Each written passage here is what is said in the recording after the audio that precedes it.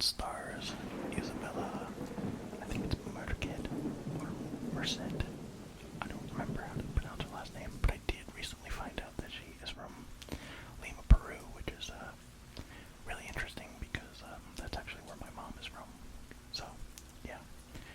Anyway, we're getting sidetracked already.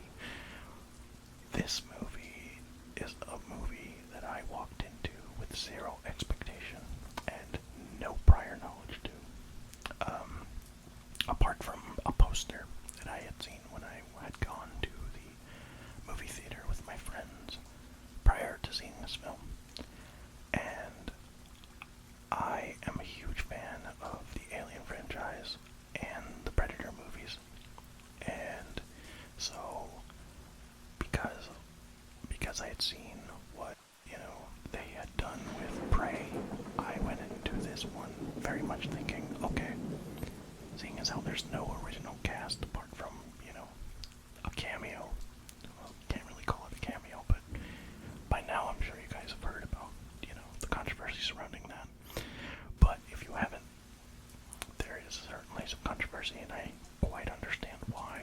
But at the same point, I'm not going to talk about that because it kind of strays away from the film itself. Now, where was I? Oh yeah. So basically, I was very much excited for this, and when I tell you that I was completely blown away by this movie, I genuinely mean that. From the visuals to the performances to the setting, the set design was so good, and it genuinely puts the audience into the horror, madhouse that is the ships that they travel into. And what this story does is it very much, it grabs elements of the original, but also it pays a lot of homages. But I know some people found them to be very tongue-in-cheek or whatever, but if I'm honest, if you have seen those movies, then that's great. You're gonna kind of understand it, and you're gonna kind of cringe a little bit. There's definitely one that I very much was cringing at, although in my theater, I noticed that people were clapping when the infamous line was said. And so I think that's what you kind of want to do. I feel like when it comes to sequels like this, you're always going to have a lot of people saying, I don't enjoy that, or others who are just kind of never seen the franchise, and this is their introduction. And I feel like when you make a movie like this, that's what you want to do. Is if you're going to borrow an IP, or you're going to make a film from an IP, you tell a story that is somewhat original, but at the same point you have to include elements so that it feels a little bit familiar. Because of the fact that if you want a new audience member, which is, younger generations to go see this, or you want younger generations to want to continue watching the franchise, that's what you should be doing. You should absolutely be doing something new, but at the same point, bringing a little bit of something old into it too, I think that's one of the things that I saw is, I saw a lot of TikTok users talking about the fact that they didn't enjoy the movie because of the fact that they were like, oh, I had just seen all the Alien films, so it's literally just a rehash, and it's literally just I get that, I do, so don't go in watching those movies. I'm just gonna say that, because I agree with that point. If you had just seen, Alien or Aliens, you're gonna kind of, be like, I literally just watched this. But I felt like this film didn't have those same elements all over the place, and I thought that the cast was very, very well put together. I thought that the big breakout performances for me were Kaylee Spaney and Andy, just because they have this big dynamic of being siblings, despite one being a synthetic. And if you're not familiar with what a synthetic is, basically an android of sorts. I'm gonna call it. It's an android of sorts, and their dynamic is so well put together, and David Johnson, he does a great thing where his character starts one way and then like switches in like maybe the second act or just before we get to the second act, and the performance, the literal visual switch of the character is it's so well done, and it's so engaging because you're literally just like, I just saw him like this, and now he's like really like up the ante. Because kind of like what happens, not really a spoiler, but kind of what happens is basically they find another, synthetic somewhere, and they're trying to get to one place, point A to point B, and basically they can't do it on their own, and so what happens is they kind of just insert this synthetic like mind chip, brain or whatever, into Andy, and then kind of he takes on more of their personality and a little bit of his own, but more or less theirs. And like,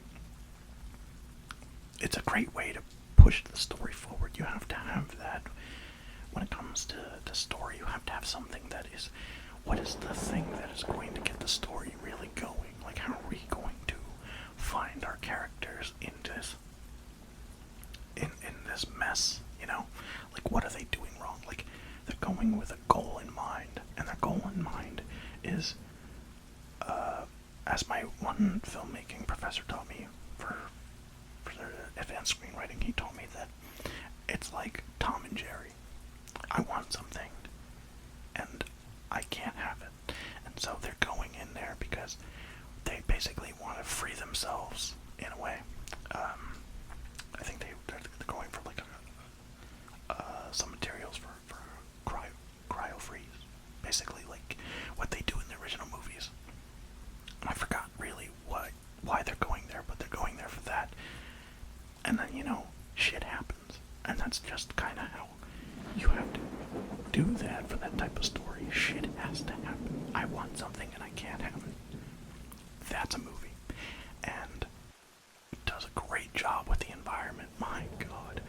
The set design in this movie was incredible. I literally felt like I was on the ships, And the thing that they do wonderfully is they also have a lot of beautiful cinematography in this movie. The director of photography, wow. I forgot his name. I think it's Gallo something. But I was very, very pleased with the cinematography in this movie. And there's even shots where it makes it feel like you're in like the video games, like the Alien Isolation game, or what was it, Colonial Marines. It makes you feel like you're in that, and like, there's even shots where they kind of start from the back of someone's head, and then it just kind of pans back a little bit and shows you their world, and I'm just like, that is beautiful. And even just like when they go into a room, we're kind of we kind of are given a bit of a visual of the room, and like a nostalgic feeling of we've been here before plays, because that's very much like one of the things that they end up doing, is they end up being in a place that is familiar. And then even though Sigourney Weaver's character is not in this film, she is kind of referenced a little bit, so that is something that you can be made aware of, I guess. That doesn't really count as a spoiler. I guess it does, but it doesn't. It doesn't really do much. It's just that her character is mentioned a little bit, and how she escaped and all that stuff. And of course,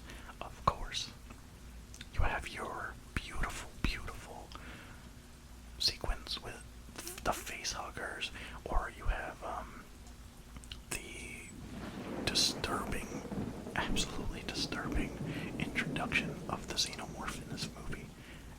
And it's just like, it's so well done, because like, it very much, there are definitely a lot of like homages to the original stuff, and like the one character, I mean, here's the thing, I mean, you're going to obviously get characters being, unalived left and right in this movie, because, come on guys, it's Alien, we know it by now, but like, they do such a good job of like making everybody else,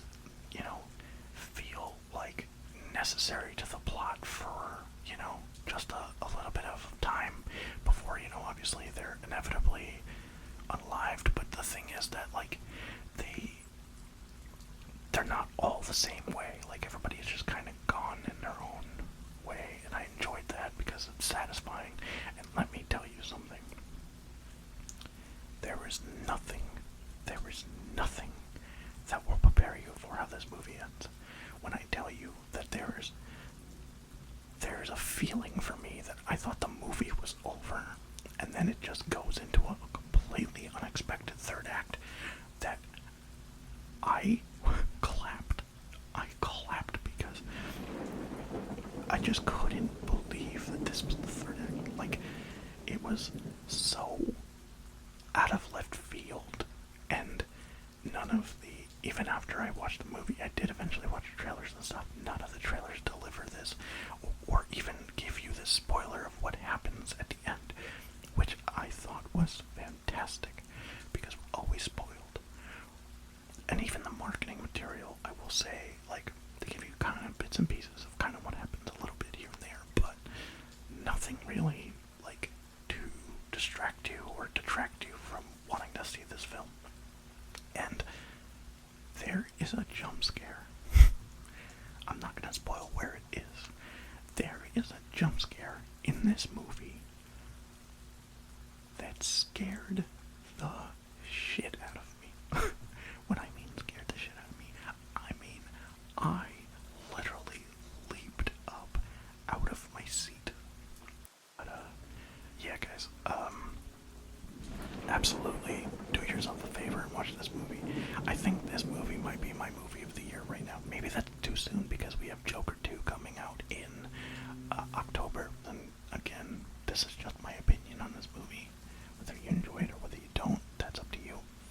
I generally enjoyed this movie, and that's why I gave it 4 out of 5 stars, because I think that this is generally my movie of the summer. Like, this is the movie that I stick with for a while, and yeah, that's going to do it for me today, guys. I hope you guys enjoyed this review. I definitely want to do more movie reviews because I very much enjoy talking about these movies that I'm seeing, and I actually do like take notes and stuff about the things that I like, and yeah. So, what's coming up?